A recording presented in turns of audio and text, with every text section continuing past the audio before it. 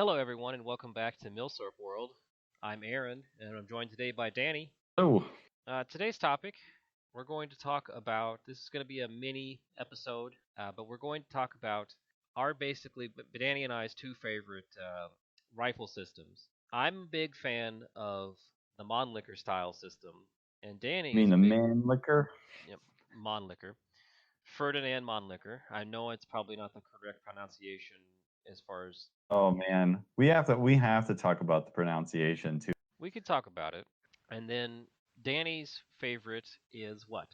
The Mauser, of course. Yeah. Of course. Now, right up top, obviously we have different favorites, but we don't dislike the other ones specifically. Like we don't hate each other one.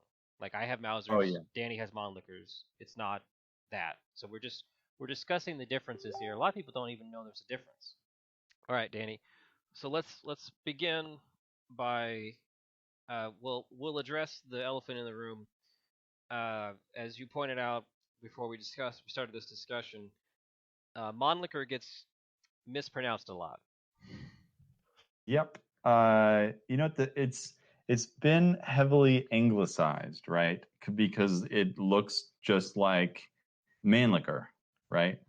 Correct. Actually gonna slightly defend it because I think when it comes to foreign words, you either just full on anglicize it or you try to full on pronounce it in its native tongue. I think saying Monlicker is sort of like it's going in between that, and it could because you're trying to say Mon German, but you're still saying liquor and anglicized. The old name should be Mannlicher, but nobody wants to say the whole thing in German. But they, for reasons we don't want to say Mannlicher. Yeah, it sounds silly. I've said it both ways. I try to say Mannlicher more because like I always get comments when I say Mannlicher, but I believe the actual correct like German pronunciation of it, Mannlicher. I know he's Austrian, but they speak German, so Right. Mannlicher is kind of halfway, and we do that to a lot of stuff, like the Portuguese Vigueiro. I'm not quite pronouncing that correctly, but it just became a Portuguese Mauser because we couldn't be bothered to spell or pronounce Figueiro. And that happens a lot. I've noticed that a lot, especially with stuff that would be more typically harder to pronounce. It just kind of gets anglicized into something entirely different. yeah, I think the prime example is John Garand, one the M1 rifle there. So it's John. It's pronounced John Garand, of course, but you either fall into the boat of you're like a Puritan, and so you're going to pronounce the rifle how he pronounced his name. I think the more long-standing traditional view on that is that it's everyone, including, and this is kind of the thing that gets me, is that like the actual soldiers that use the rifle in the field, they all call it the M1 Garand. And so if you're going to say that they're all wrong, like first used them out of the factories and they used them in wars. And so saying that's wrong is like saying the whole greatest generation is wrong with that. And things where I kind of do feel like maybe the rifle and the name should be pronounced two different ways. It's whatever makes you feel like you're a fancy gun guy. I mean, if you want to get super technical, it's not even called the Garand or Gerund. It's called the U.S. Rifle Caliber 30 M1. Yeah, exactly. Yeah, it's not even it's a nickname given to the gun. We're arguing about the pronunciation of a nickname given to a gun. Yep. Yeah, so I mean, there's no reason to even I would even say argue about the name. It's you call it whatever you want. It's a nickname. Yeah. So I think we're gonna agree to call it the Monlicker in this episode. Yeah, as much as we can. I know it, as Danny said, it's probably not the correct German pronunciation. Whatever. We're gonna try to stick to one name and just stick with it. So there's a lot of that we can talk about, and a lot of different models of Mannlicher rifles exist. The Mauser models, for the most part, are pretty much the same. There's a couple of them that are outliers, like my favorite, the Siamese Mauser. It's definitely an outlier, but we're going to focus on the magazine systems in particular between a Mauser style rifle and the Mannlicher style rifles. That includes both the ones that he designed and the ones that use an in-block clip system, which is his original idea. The big advantage, Danny, that we discussed before we started recording, the speed of loading is supposed to be the big advantage of a Mannlicher style system. Yeah, yeah, that's definitely the thing that the Mannlicher has going for it. And there you go, then changing the name of the pronunciation. Shit. Whatever. Mon and Mannlicher, I like went extreme. For those that aren't aware, an in-block clip is a clip of typically 5 rounds. There are some that are different. We'll get to those. That is completely inserted into the magazine. And that clip stays in the magazine and holds the rounds in place until they are stripped off, and then the clip is either ejected or another clip is inserted and forces it out. Yeah, and describing it for people that don't like know what these look like, the Mannlicher clip is essentially a thin piece of steel that kind of wraps around and holds the rounds on two sides. The most ubiquitous Mannlicher style clip that people in the United States are going to know would be the M1, like we spoke about. Mm-hmm. And that is not a clip that was designed by Mannlicher himself. It was based on his magazine designs. Yeah, for sure.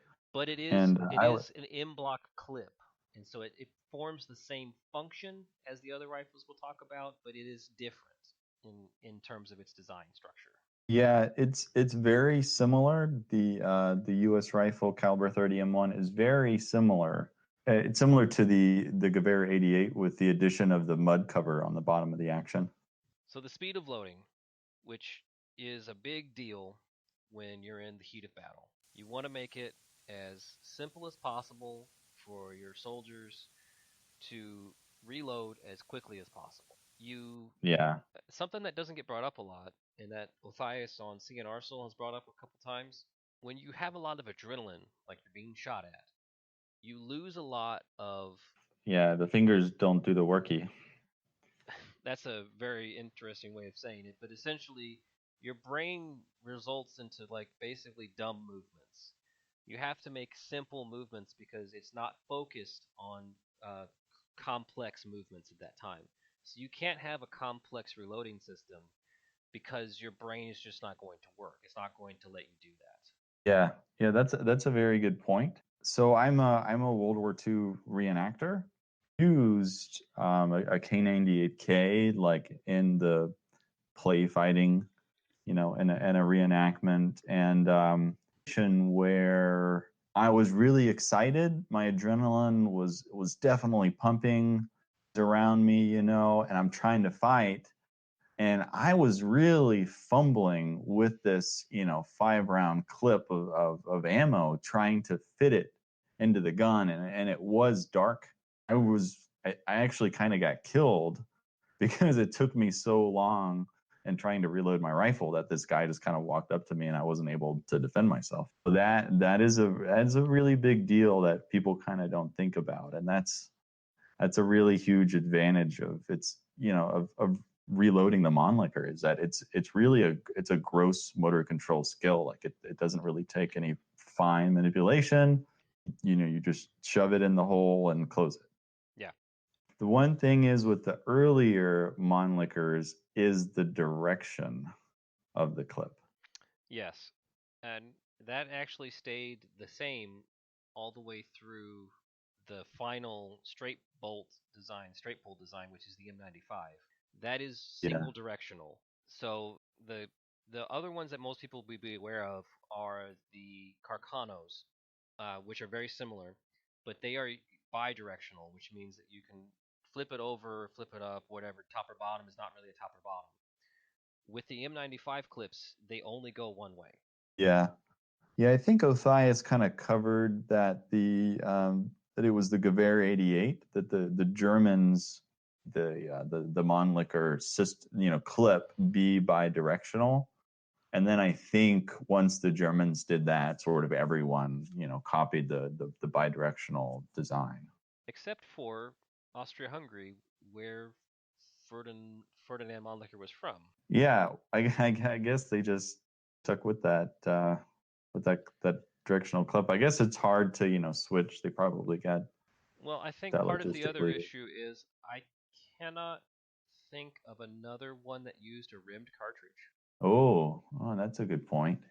And I wonder if it had. The Dutch does. Oh, is it bidirectional?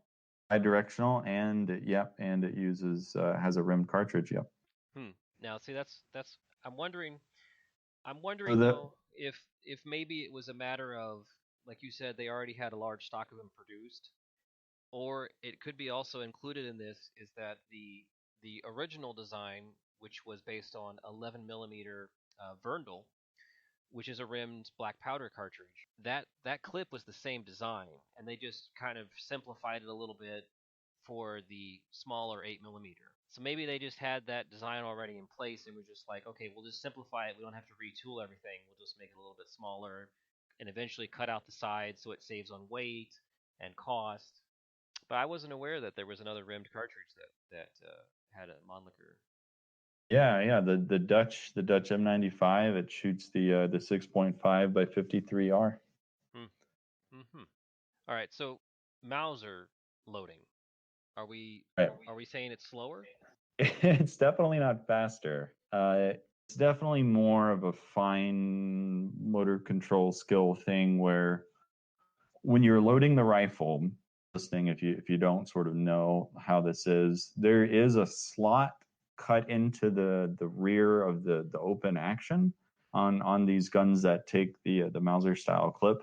You have to guide the clip of ammunition with the rounds facing the proper direction. The clip has to go into the slot that's approximately just like the same size as the clip, because it can't be too loose, because then it doesn't hold the clip. This clip, it has to go right in, and there's been quite a few times where me trying to do it, like you kind of miss it, and you kind of swirl it around a little bit until it kind of goes in, and then you press the rounds down. So Right. practice, you can get better at anything, but it's definitely harder to do, but that does have some advantages over the Mannlicher, which is pretty much what happens to the clip when you're done. Right. In a Mannlicher style system, and we're talking about the in block clip system, the clip stays in the magazine until the last round is chambered. Typically, in most of them, that's the way it is. In the M1, it's until the last round is fired, and then the clip is ejected. The problem with that is the clip has to go somewhere. So typically, these rifles had holes in the bottom of the magazine for the clip to fall out, or in the case of the M1, they're ejected on the last firing of the last shot. But with that system, it limits you on your ability to reload if you haven't fired all your shots. You can partially reload an in block clip. I'm not going to say a blanket statement, but Very few. it's very few, and it's not a good idea. So that leaves you with two options. That leaves you with the option to leave in your gun however much ammunition that it was. It could be, if you have 4 shots left, that's not so bad. If you have 2 or 1, then you might want to consider reloading. But what about that 3? What do?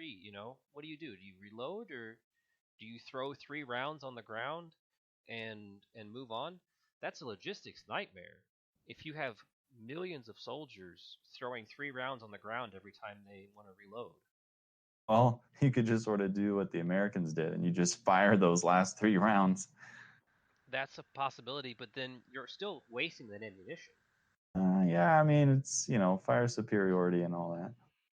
The M1 is slightly different when it comes to this situation. It's more of a unique outlier than one most of the rifles we're talking about. And the bolt guns, it's really an odd thing to leave you as a soldier. Like, when do I reload?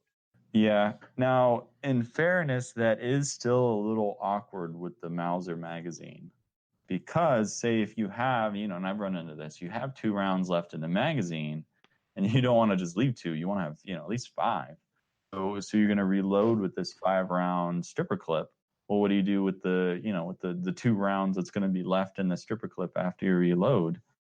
And is it, do you even know if it's possible to only partially from a stripper clip, or what do you do? Do you carry loose rounds in your pocket to reload, to top up your gun? So it is a sort of a weird thing to have to do.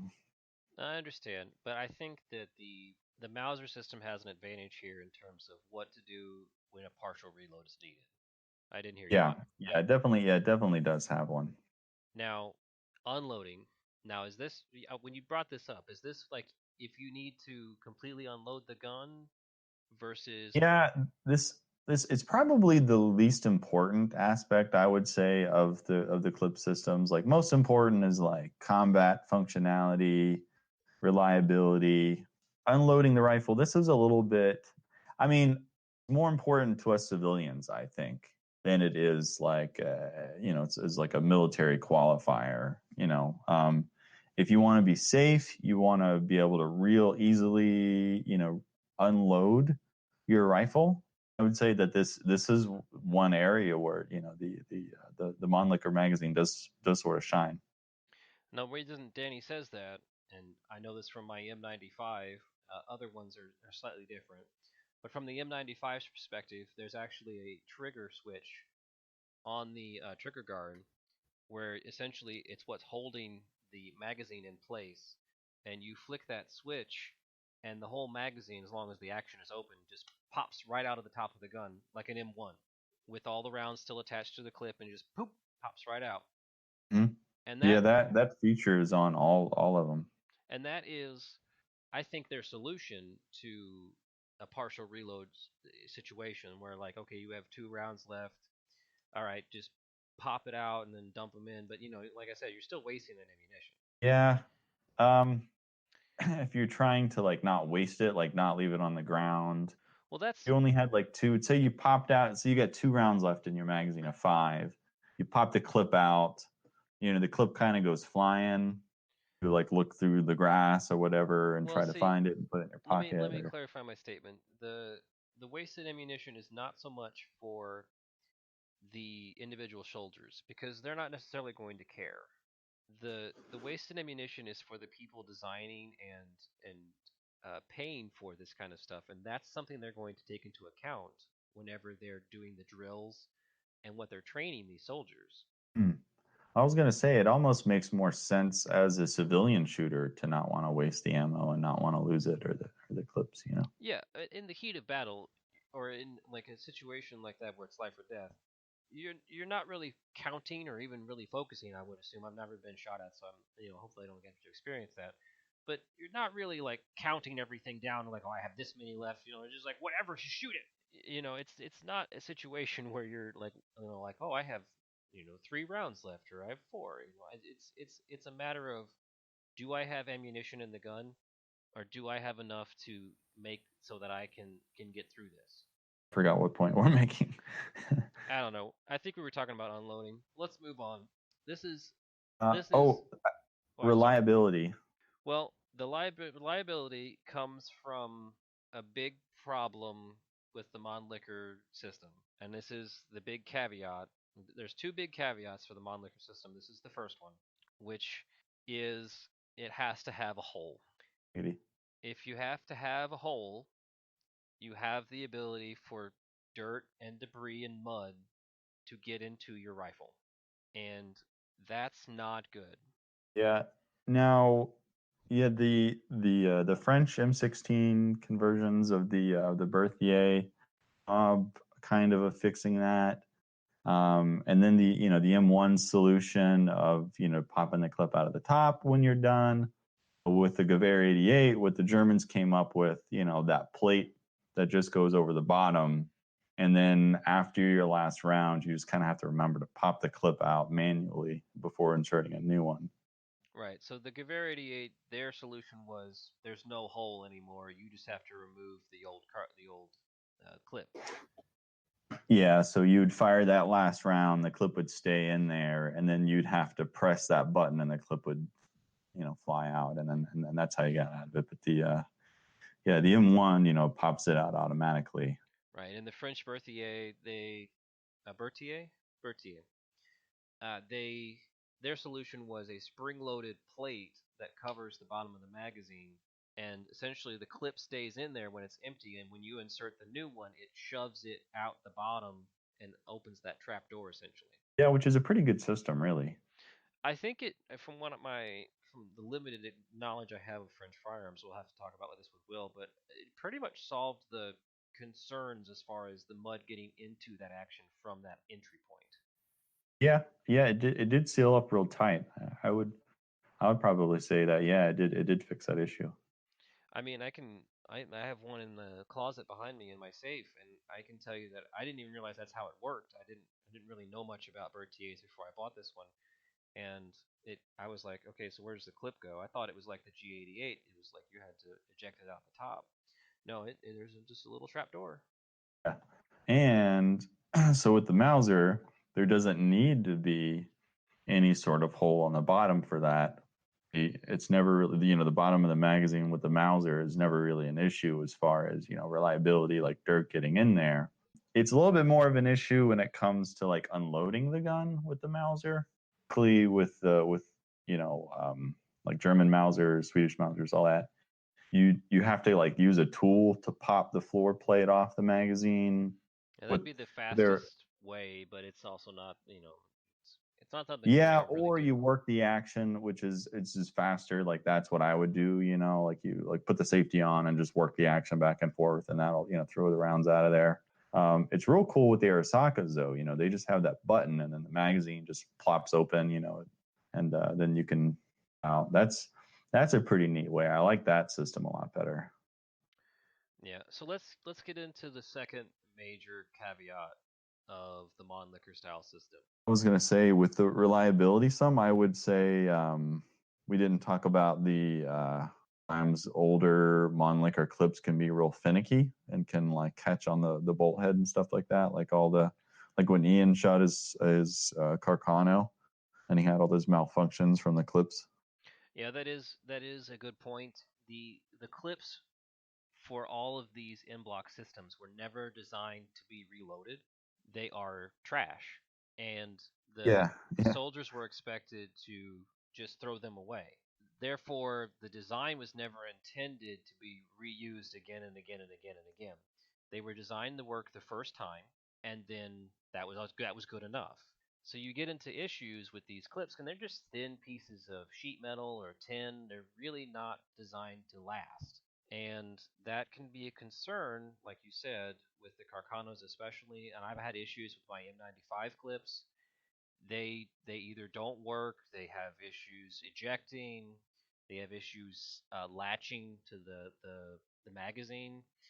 It's a concern for the current modern day collector. It's not really a fault on the system itself. It's more of an issue with the modern day person. yeah, yeah. That's a very good point. Yeah, historically speaking, it might not have been a big of a deal, but to the modern collector, it's good to know that depending on the quality of clips that you're using, your firearm may or may not be the most reliable. I would say though that would sort of go over in a historical sense. That if guys maybe had like a clip or something in their pocket of ammunition, like on an M block, maybe they fell on it and it got like slightly dented or something. I don't know if that would be an issue with it. But Yeah, I could see your point, and I'm not saying that they didn't reload them. It's always a possibility they did, but that's not their original design intent. And like you said, it's a possibility that they would be damaged during use, and then that comes into a question as far as feeding and ejection, and that's another concern as far as it's another thing that can go wrong. yeah, yeah, it's definitely something that can go wrong because basically your magazine's feed lips in a Mannlicher system and bar clip. So it's very dependent on the clip being in good shape. Correct. Okay, we can move on from this now. That's okay. The big topic that is indicative of all of the designs that use the bolt action rifles that use a Mannlicher clip system.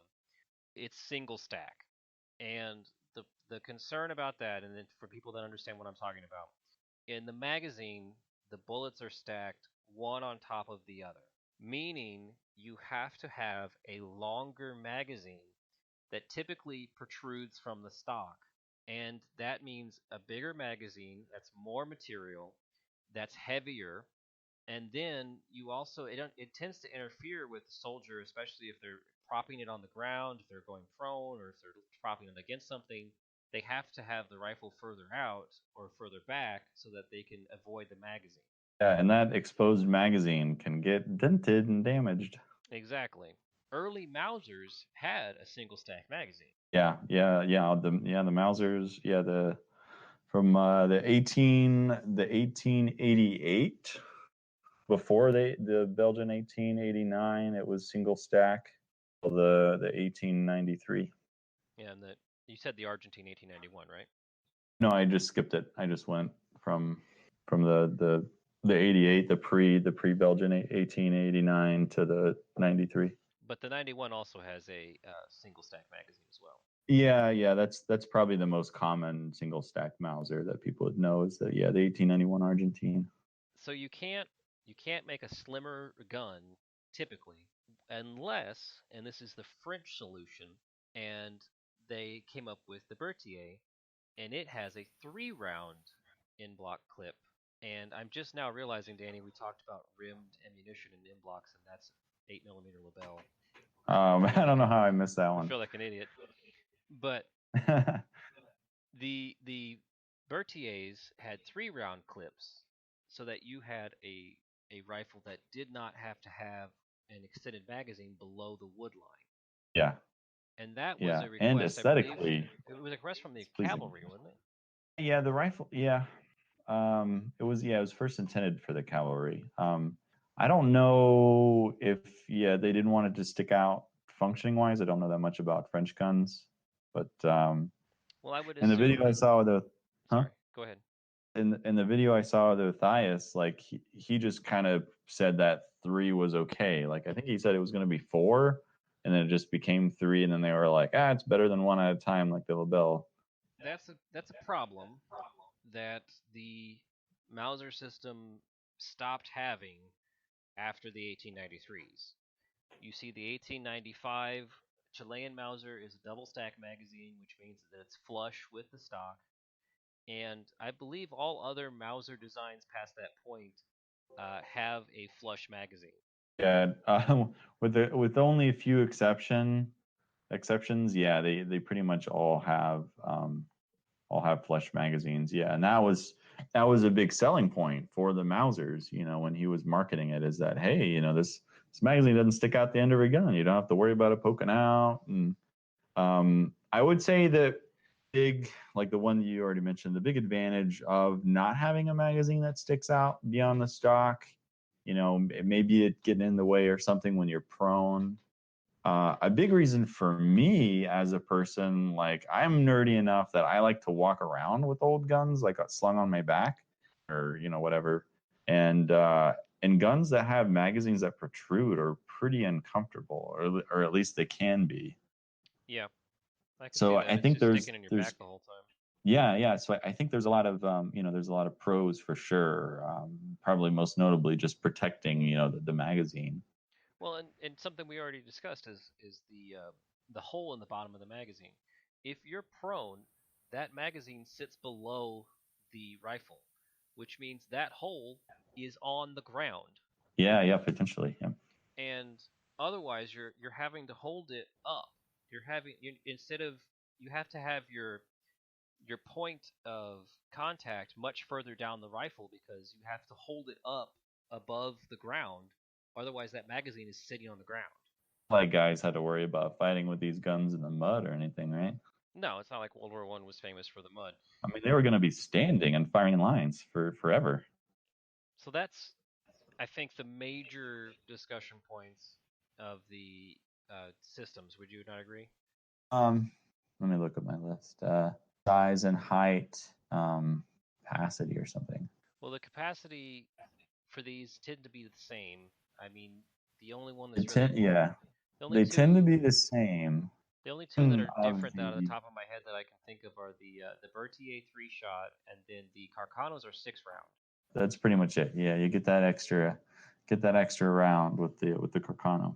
And that's only because it's a smaller cartridge. Yeah, yeah. So you can kind of fit 6 in there. So historically speaking, with the Mauser and the Mannlicher, I think you see a lot of early guns being Mannlicher or magazines, and then after the introduction of the 1893, I think you see a lot of rifles using the Mauser magazine and and clip system. I I would say beyond like World War II, beyond the beyond the early 1900s, you see more and more using the Mauser magazine system instead of the Mannlicher system. Yeah, and it's mostly for the advantages and disadvantages of the Mannlicher system that we talked about, the advantages of the Mauser system and the disadvantages of the Mannlicher. And I think that, like you said, it's more common early on because Mannlicher was an established firearms designer by the late 1880s, which is when a lot of this really kicked off. So his designs were well known, and he was known to be it was a very famous designer, and it was a good design for the time period. That is true, and I think another thing that has to do with it that we probably haven't talked about is cost. Block clips are more expensive to not only just to produce than stripper clips, harder to design Yeah, um, because those clips have to be perfect. For reading somewhere that the M1 rifle, like its biggest like crux was designing and being able to mass produce the in block clip that would just feed it perfect every time. Like that was one of the hardest things, for John Garand to design was that clip, and that's for whatever reason. Say he used the Mauser magazine system for the M1, that would have been real easy and simple. It's a real easy system. yes. I think the and it's the M1 is such an odd thing because It is like an anomaly. it's a weird anomaly because you see the end of World War I and it becomes pretty obvious that having an exposed any exposed holes or magazines or anything like that is just not a great thing to have. So you see a focus shift to flush stocks or detachable magazines, and you see less of a focus on the extended magazines underneath the gun. But you still have other ones that exist, like the M9130 is still a single stack magazine. And then you have the M1 come in, and you have a a design for the magazine system which came out in 1886. That's when the first Mannlicher rifle with the in-block clip was officially adopted. And it's just really weird to see that just suddenly pop back into a modern military rifle, just seemingly out of nowhere. Yeah, yeah, I definitely think it ties into the fact that like I think it has something to do with the fact that it was really early on when he started thinking about and designing his gun. I did hear that he actually was originally thinking of using magazines for it, like BAR mags, and that he got pushback from the military actually to not use those magazines. Right. I've seen some stuff where they talked like the requirements were for a rifle without an extended magazine, even a detachable magazine, because there was a concern that the soldiers would lose or damage the magazine. The other one that I heard about too was that they didn't want to, and this goes way back to like to the 1800s, that they were afraid of the soldiers having access to too much ammo and being able to shoot too much ammo and then would run out of ammunition. Yeah, that's something that keeps cropping up in U.S. Service rifle adoption, starting with the Krag, especially where it had the magazine cutoff, because they were very concerned that just the soldiers, when presented with a five round magazine, would immediately fire off all 5 rounds right at the beginning, where the previous military school of thought was you had to wait until your commander gave you the order to fire, and then you would fire single shot until you were given the clearance to fire multiple times. Yeah, yeah, and that's it's even in British literature when the British adopted the American Lee magazine, afraid of giving their soldiers that much firepower that they would shoot all their ammunition, which people point out though is just due to it's before modern transportation and you have to get that heavy ammo there on animal back. So, but by the time of the M1, that's not really trucks are a thing. You wouldn't think the ammunition consumption would be that big of a hindrance to the Well, gun, but but if you look, I'm trying to think. Okay, so you have you have the M1 variants that exist, the copies, and the variations that existed post-war, and you had other semi-automatic full-length rifles in World War II. None of them use an M-block clip. They all have external magazines, detachable magazines. yeah, I mean there was a semi-automatic rifle in World War One that used an M-block magazine, but yeah, after World War One, I mean besides the M1 rifle, everything was semi-automatic was either box magazine and or stripper clip fed. And it's not like the design couldn't work with the box mag, because you see the Beretta BM59s, which is just essentially a M1 with the box mag and converted to 7.62 NATO. Yeah, I mean anybody, you can actually do this. You can convert your M1 Garand to take a BAR magazine. I did not know that. You have to cut out some of the magazine like floor plate that's on the bottom of the gun. Take out all that Mannlicher magazine internals. You have to cut and shave some of the sides of the inside of the receiver. Hmm. Catch a magazine catch, and then yeah, it'll take and feed from a BAR mag. Well, that's something I've never heard of before, but I mean, it doesn't sound like it's a simple Like solution. that's how close the design was to using BAR mags, that it's possible to fairly easily, like you could do it in your garage, like modify your M1 to shoot from BAR mags. Well, Forgot a beater M1, I'd be real tempted to do that. we got off on a kind of a tangent about M1s. I It's mean, it's they're just so interesting. Like they've always the M1 rifle was my first Milsurp rifle, and it's just I don't know. It's always done something for me. Well, and I'm gonna blow everybody's minds here. I've never held or shot one. Oh man, yeah, I should have brought mine. I was dumb. I should have brought mine when we shot for you to shoot. But Well, it's just something I don't really have a big interest in semi-automatic firearms. But like you said, it is a Mannlicher style clip, or at least a basis of the design, and it'll probably end up meaning I have to get one. Except I have to prepare yeah, myself to now pay. mainstream for you, but it is really unique and fascinating, and it is like a fantastic rifle. No, I don't have a problem. I mean, I've shot semi-autos that I enjoyed. I've never really had a. I don't like them as much as I do a bolt action, and we'll get into this in another topic that you Yeah, brought yeah, up. I get that, but like the M1 is like in its own class. Fair enough. And I don't know. I've never shot one, so I can't say for sure. Yeah, it's a different shooting experience. It really is, and it's Hmm, I don't know exactly what it is. I don't know. It's got some sort of special sauce where like when you shoot it, not like a lot of different semi-autos before, and you shoot an M1 and you go, oh wow, that's special. interesting. All right. To summarize the podcast, what we're talking about, the the big differences between a Mannlicher style and a Mauser style magazine system are the clips. Obviously, the in blocks are loaded directly into the magazine and stay in the magazine until the rounds are completed. There's a big concern with do you how when do you reload an in-block clip? Do you eject? Do you fire off all the rounds? What do you do? That's another talking point that we discussed, where it's something that happens, in real life scenario. The magazine size and the height and the requirement of having holes for the clips to be able to be removed or ejected.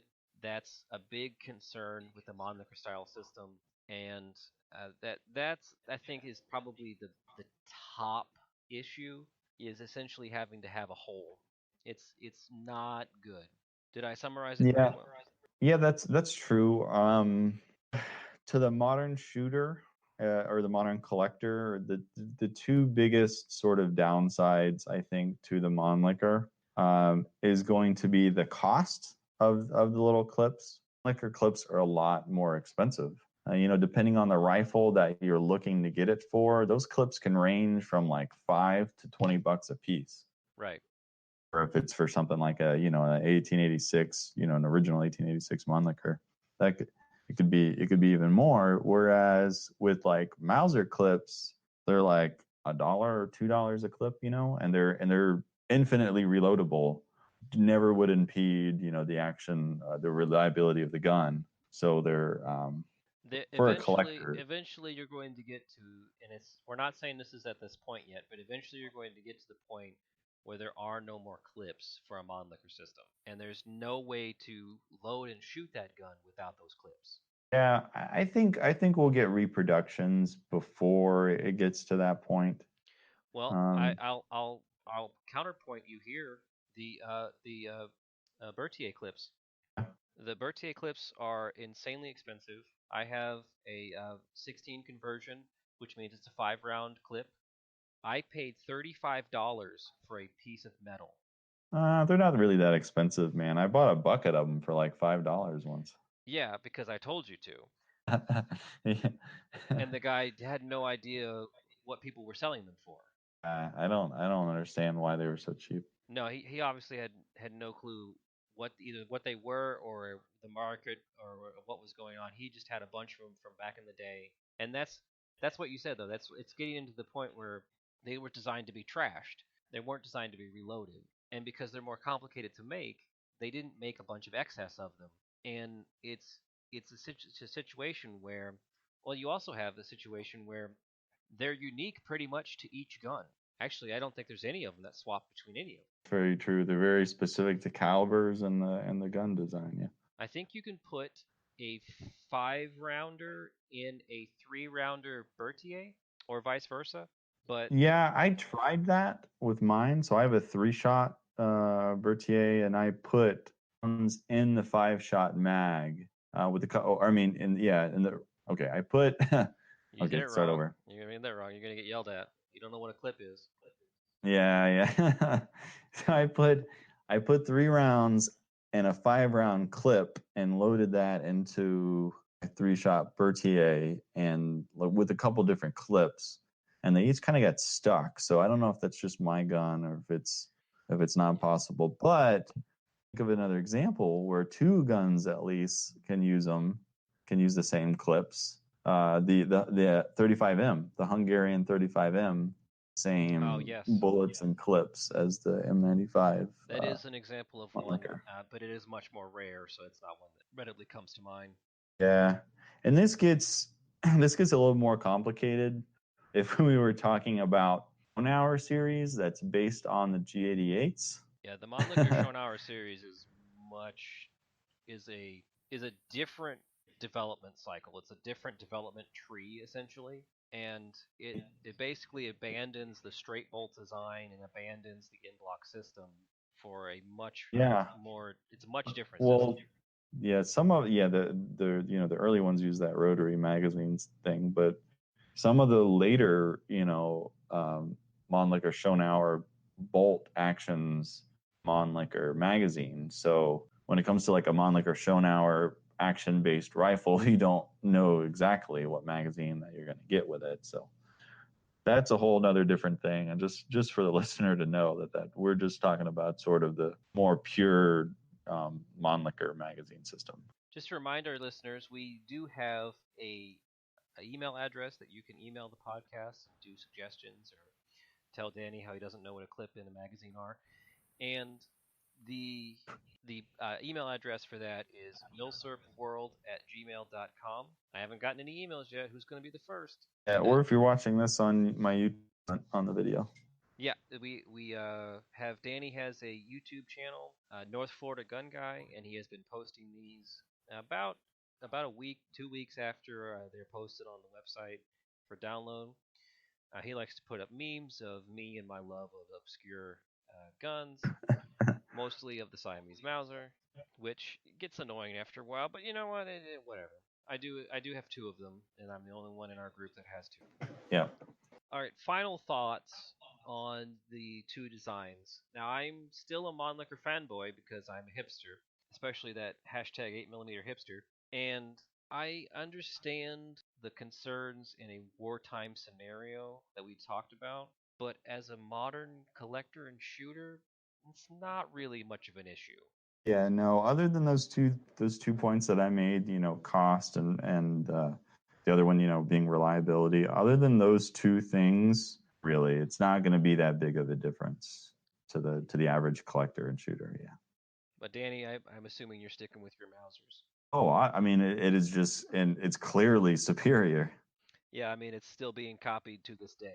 Yeah, I mean, rifles are still being made with the Mauser magazine system, whether or not, they're clip loaded. They still use the Mauser magazine system. Yeah. Finally, we're going to read some comments from the latest and previous podcast. Danny had some comments left on his YouTube channel. All right. So first comment I'm going to read is from Cameron Edwards. As I've been shooting a P14 for 5 years now and have never had a rim jam. Yeah, that's pretty interesting. That's kind of what we were talking about in the video of how it seems that Mausers can handle rimmed ammo better than the Lee Enfield. But then he goes on to say the P14 would be my underrated gun.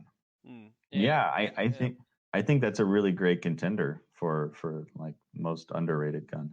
I don't know about most underrated, but definitely one that gets forgotten.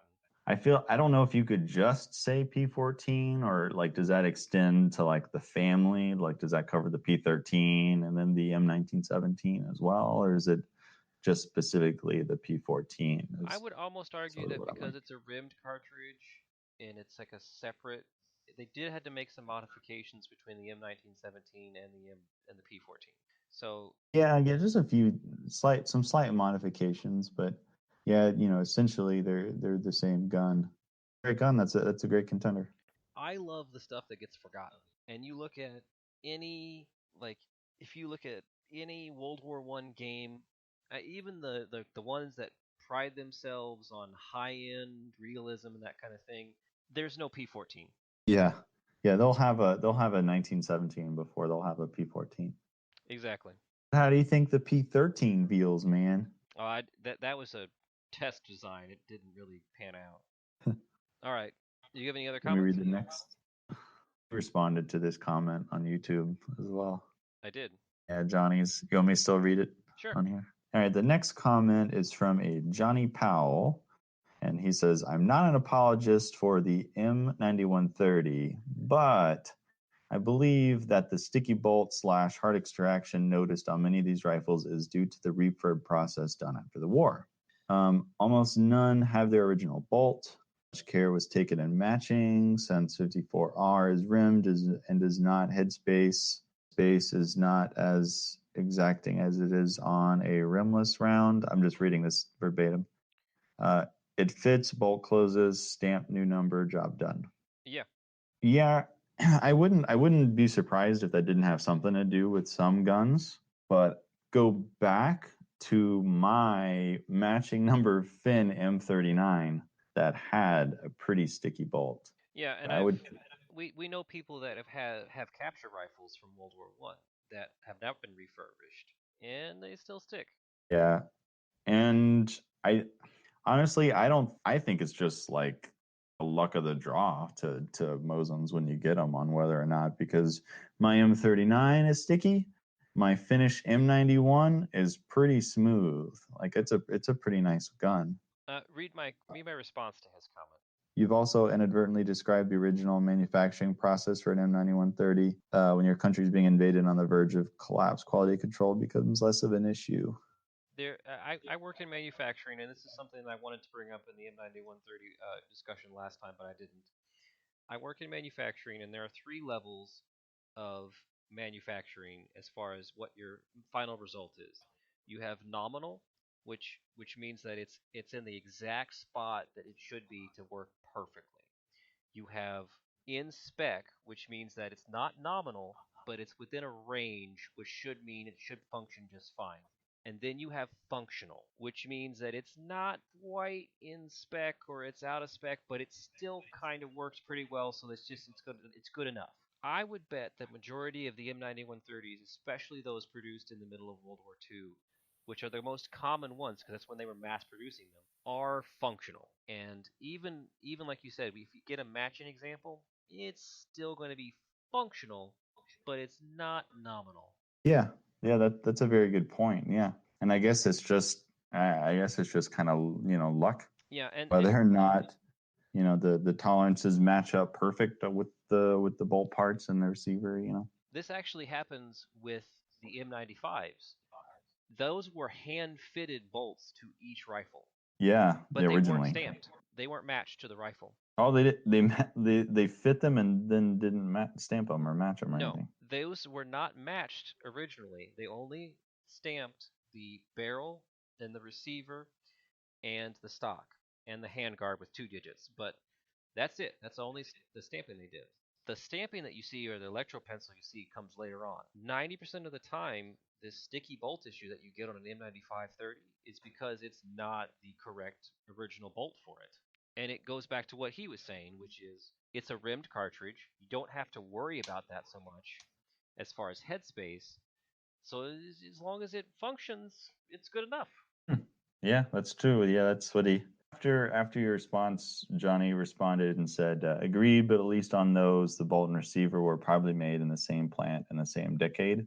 It just has to do with also you have a bunch of factors here. You have does the skilled workforce of Soviet Union able to make a competent design or make a competent like fully functional rifle? Yeah, they made rifles that were complicated. The SVT is not exactly like simple, or the PPSH. I mean, they're simpler, but they're not like they don't have like safety issues. They don't blow up, so they were able to make a design like this. So to say, yeah, I don't know.